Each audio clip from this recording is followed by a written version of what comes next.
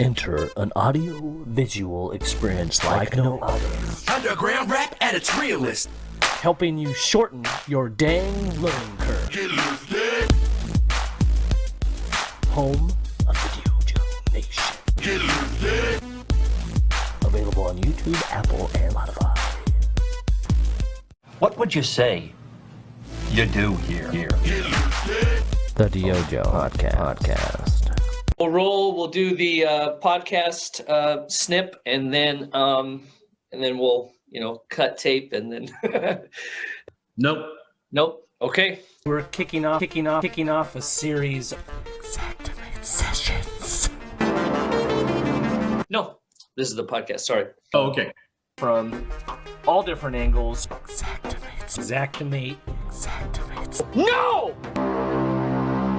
We're here with Ben Justesen out of beautiful Moses Lake, Washington. Nope. Okay. Dang it! The Xactimate sessions. Little viewer behind the scenes tidbit. No, we went to the same high school, different years, but Oh, okay. you have two companies. You're by day, Just Right Cleaning and Restoration. You're in the mix just like the rest of us. Nope. But you also have developed Enlightened Restoration Solutions, which is kind of what we want to focus on today. Nope. Okay. So what are some of the offerings that you have for people that are just starting their journey? I'm here after day one with Ben, Enlightened Restoration Solutions.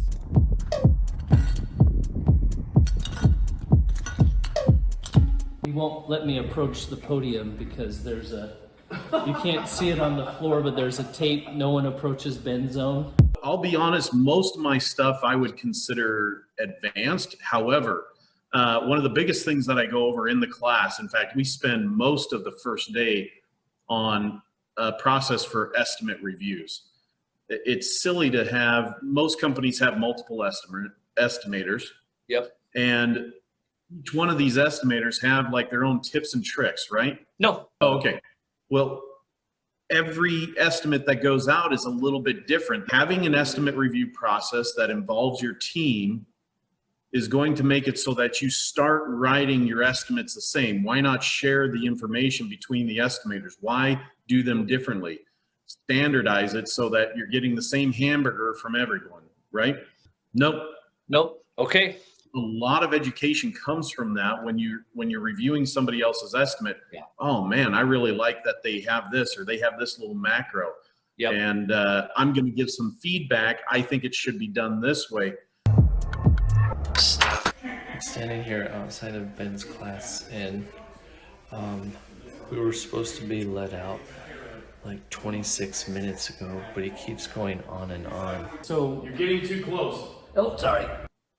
Above all, this actually takes humility. I know that may sound weird. Unfortunately, most of the estimators that I meet, they think they're God's gift to Xactimate. And so Under knowing guidelines of Xactimate, I've got to remind myself, I think, oh boy. For those of you listening and not watching, you will have missed. We just slipped in a clip of Ben Justesen reading Be Intentional Estimating by John Isaacson, the Intentional Restorer. Oh my goodness. nope, I've been doing this for 15 years. So to me, it doesn't matter if you're brand new to the game or you've been doing this for a while. Yeah. Everybody's got something to learn. In fact, I still go to the Xactware conference and I'm able to spend some time with the certified trainers, always learning something. That estimate review process is probably one of the most powerful tools that we can have, yet most companies don't have it in their company. Well, in that, I worked for a real large company, and we didn't have estimate reviews in our office, but I would regularly grab one of the other estimators that I respected and just kind of peek at his estimates, or from time to time we would, I might be doing the MIT, he's doing the repairs, and learn some things. And Oh, okay. Like you said, I mean, that's probably the money shot when you said nothing goes out the door unless we know we're making money on the job. But then also that part of like communicating, then we tell the customer, we tell the adjuster why. I think a lot of people just kind of let those pass, right? But you gotta be upfront about it. Just a little shout out, because I know you probably won't do it yourself, but you got the 2018 prestigious Golden Quill Award, and that was an article on pricing feedback. And you note in there that there's no O&P in the line items, even though we hear that all the time, oh, these are loaded. So just on the off chance there's someone listening that doesn't know the terms that we're talking about, O&P stands for overhead and profit. It's something we talk about briefly in my book, Be Intentional Estimating, Chapter 13, page 113, Overhead and Profit. Is it true there is no O&P? Overhead and profit.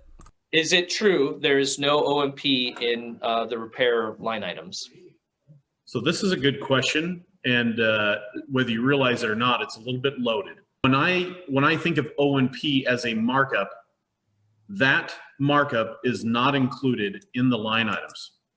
Markup, you have your line items coming together to form the cost of your scope, and then you add a markup, which in the insurance industry is this arbitrary 10 and 10. I know that may sound weird. That's your markup.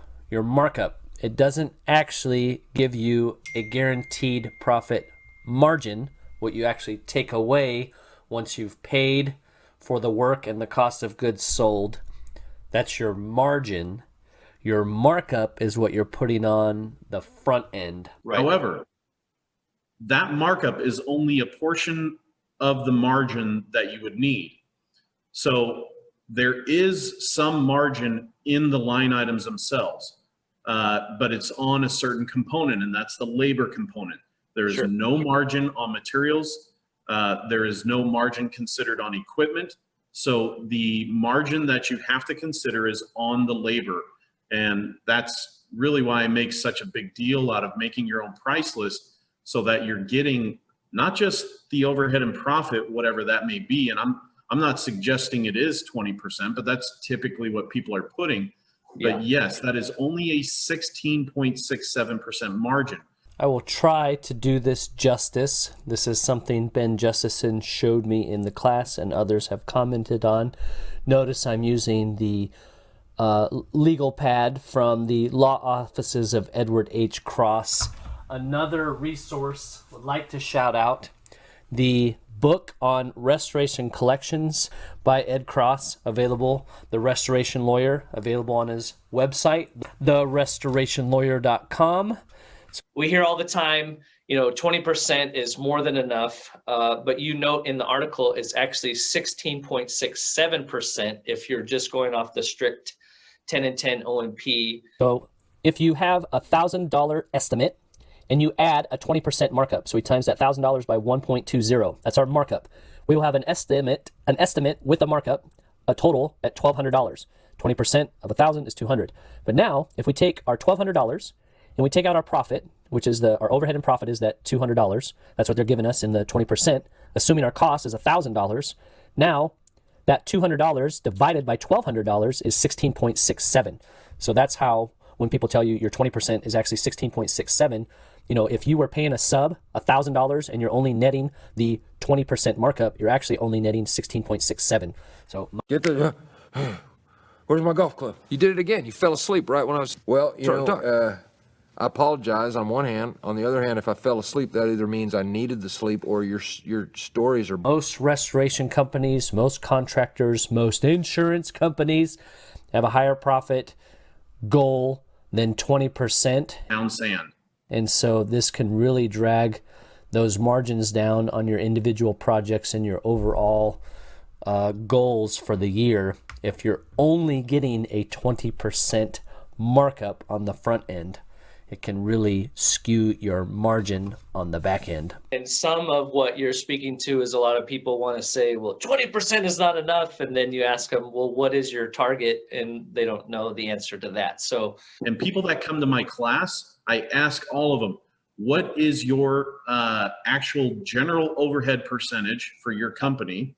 Yeah. And what is your net profit percentage for your company? It all depends on your business processes. It starts with what is your actual overhead cost. That's something you can calculate.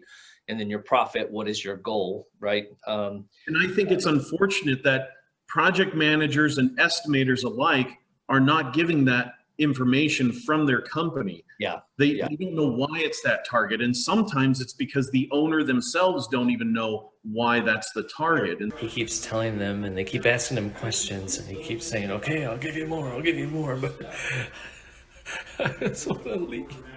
He won't let me leave. No fluff.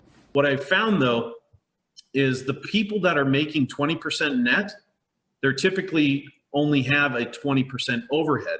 So as that overhead increases, so let's say it's at the 35%, it's usually around 5% for the net profit. What's really weird is, I don't know if this is the magic number, but most people are generally around the 40% together, which would be your budgeted gross profit. Yeah. So if you're getting that out of your line item plus the overhead and profit, if it all equals up to that 40%, you're usually going to do okay. Is it true there is no OMP in the repair line items? But it's a good question. I'm sorry. It's a loaded question that people don't understand, especially the carrier side, that overhead and profit is not our actual general overhead and net profit. Sweet. It's too bad that you're just speaking to an empty room. He thinks he's teaching a full room. Okay. All right. Brought a friend with me today. There's one example. The Ultimate Warrior will come up from time to time. Well, I'm going to tell you why. It's because of the good people at SFY. Solutions for you. Just solutions for you. Just solutions for you. Yep. You've solved Xactimate. Yes. You out your third-party Xactimate estimating. Solutions for you. I met them at the RIA conference and won a gift card, which I wisely used for this purchase. Brought a friend with me today, and now you're about to hear from them, from Greg, from SFY, two things. Number one, how they can help you solve your third-party remote estimating needs. Solutions for you. Just solutions for you. Just solutions for you. And also, what the heck are people mining when they're mining online for these cryptocurrencies? So thanks to them for being a sponsor of the DYOJO podcast. Let's try this out. So you gotta come to RIA because not only do you meet solutions for you, just solutions for you, just solutions for you, just solutions for you. Yep. You've solved Xactimate.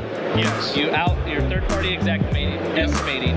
Yeah, this other mining thing. What the heck is it? No one has a clue what it does. Right. So you're mining on the internet for some imaginary something or other. What the hell are you mining? Right, a digital currency. Okay. Right, so everyone says mining. I think the best approach is to think of it as solving math problems, because most people understand that. Because that sounds better. Yeah, that sounds better. Most people understand it, because when you say the word mining, everyone thinks of mining gold, mining like coal or something like that. It has nothing to do with that whatsoever.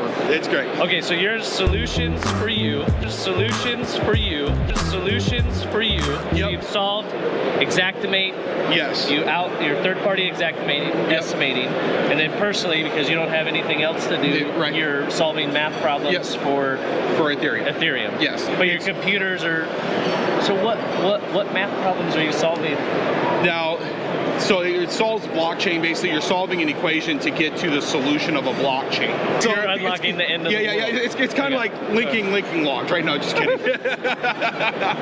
But the more that you solve the math problems, and typically you mine it together in a big pool, because it takes thousands of computers to find this answer, this solution to this, and so when you mine together a pool, you have a better luck. But and they pay you to do this, or? Yeah.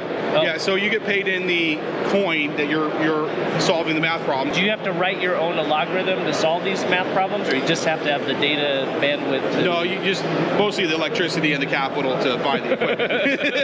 It's really what it comes down to. You have to call your electrician to come wire, because I've been popping fuses left and right at the house. Do you meet solutions for you? Solutions for you. Solutions for you. Solutions for you. Yep. You've solved Xactimate.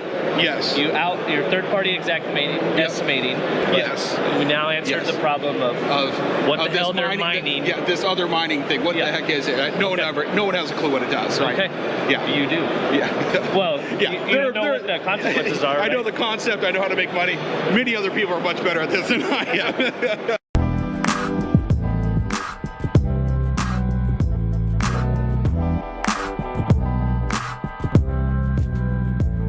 This is the podcast. Sorry. Oh, okay. So feedback. I've been doing this for 15 years.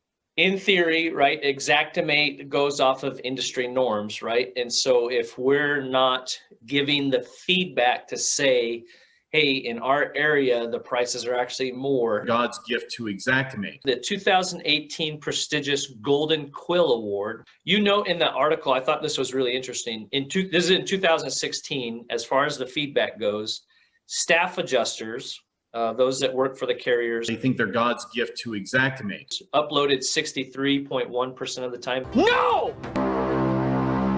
Independent adjusters, 24.9% of the feedback. No! Contractors were giving back 5%. No! Mitigation contractors, 5.4%. No! And specialty contractors, 6%. No! So the majority of the feedback telling Xactimate that these prices are great was coming from either the staff or the independent adjusters. No! No! No! And contractors and mitigation combined is just barely over 10%, right? What the hell are we doing here, Harry? Yeah, so I do have a small caveat to that, or maybe it's a big caveat. At the time, that was the information that we had because we were not getting a lot of feedback from Xactimate at the time, or Xactware, I should say. The RAA has done some digging, so there is other feedback that they are getting.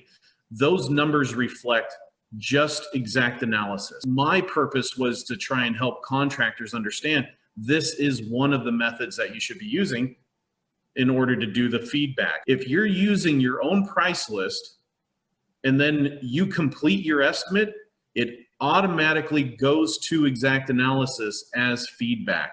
So the percentages should be much higher now that X1 has that, more and more contractors go to X1, but they have to complete their estimate.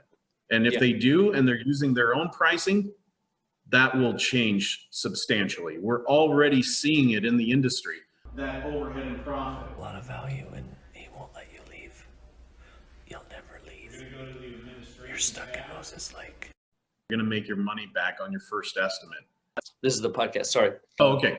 Especially since the RAA has taken this up. This is something that we've been talking with Xactware, making sure that we're getting our feedback in a lot better, that they are doing their due diligence as well.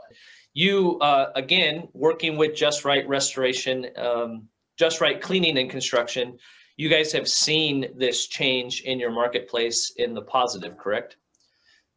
Yeah. So this isn't my prices. I'm just going to quote you the Xactware prices for my area. So for example, the finished carpenter, which is one that you would use almost all the time if you're doing repairs because you're always replacing trim. So that went from years and years of it being real close to the $50 an hour mark. I couldn't even hire guys and make money on that. So now the Xactware price is 80, 81, something like that. Currently.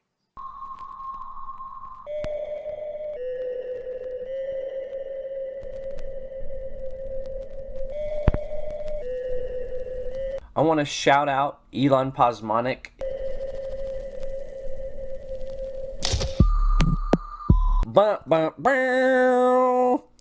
He won the Out of the Box Award for the DYOJO Podcast 2021 Xactimate All-Star Sock Raising Event. His team, Culture Sock, raised 386 socks, but they also raised 1,030 pairs of boots and shoes for kids. But last year, we had 4 teams in Washington. We raised 5,500 socks, and we were all ecstatic if we were going to raise 1,000. This year, we had 39 teams in 2 countries, and we raised over 66,000 socks.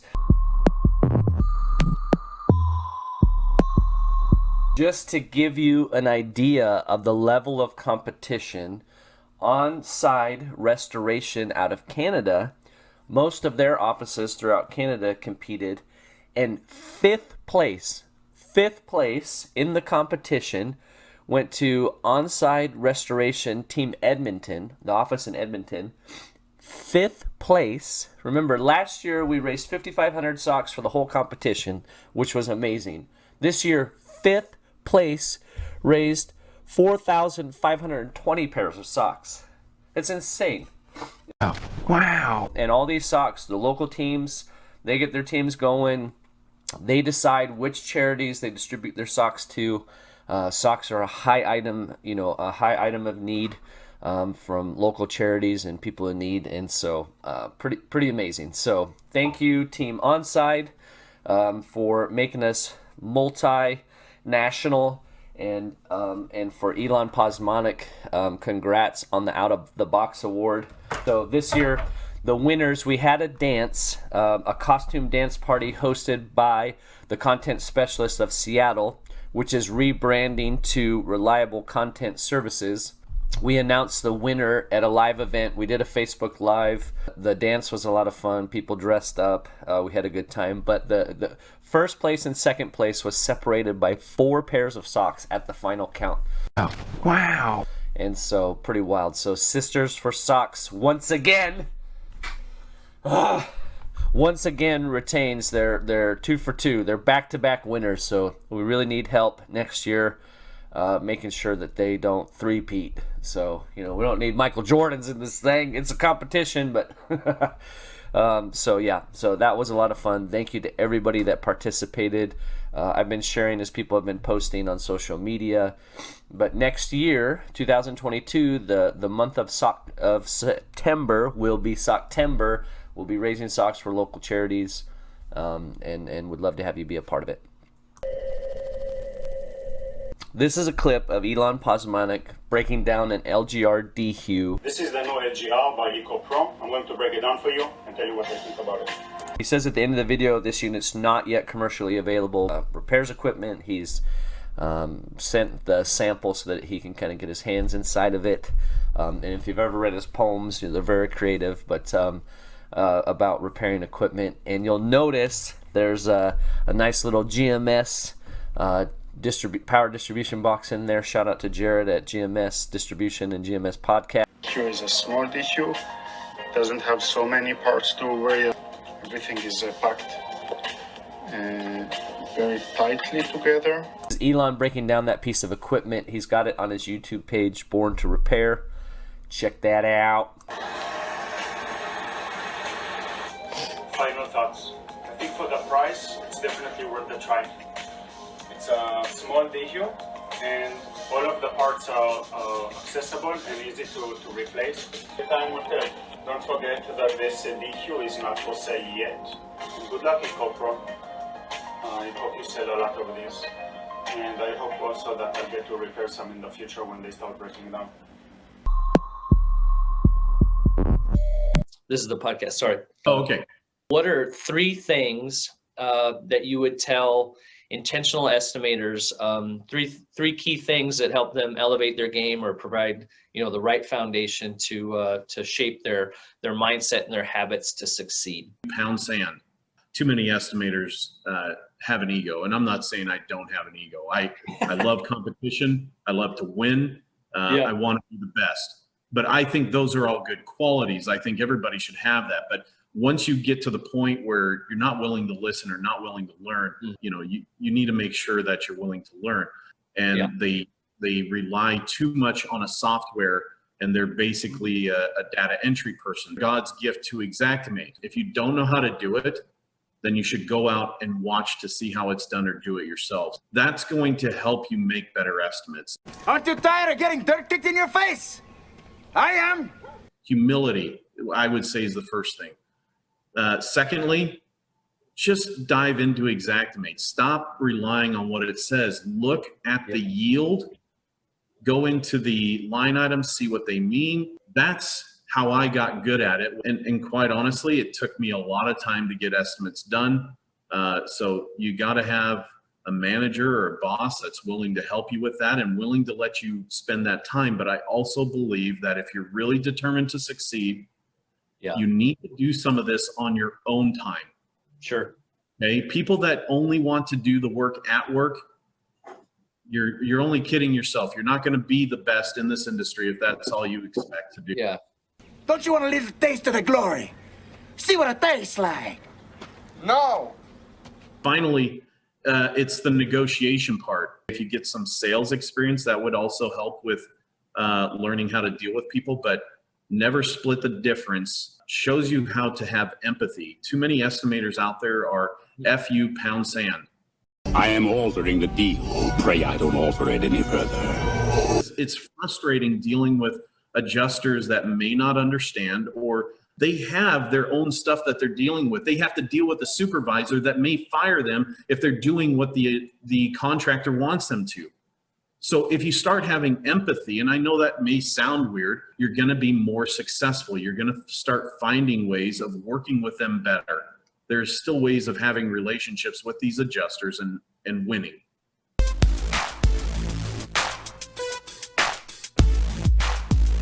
This is the podcast. Sorry. Oh, okay. I'll edit this part out.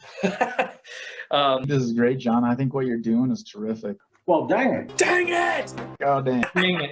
Intentional restore. So be very, very careful going on a live broadcast with this man.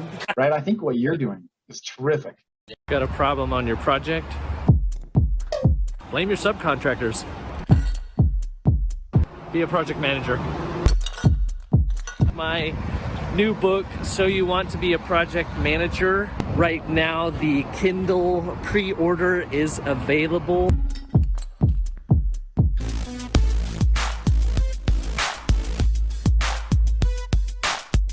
DYOJO podcast is here. If anybody cares. DYOJO rocks. We love DYOJO. I'm going to present this to you as the historical legacy, the grand poobah of the DYOJO nation.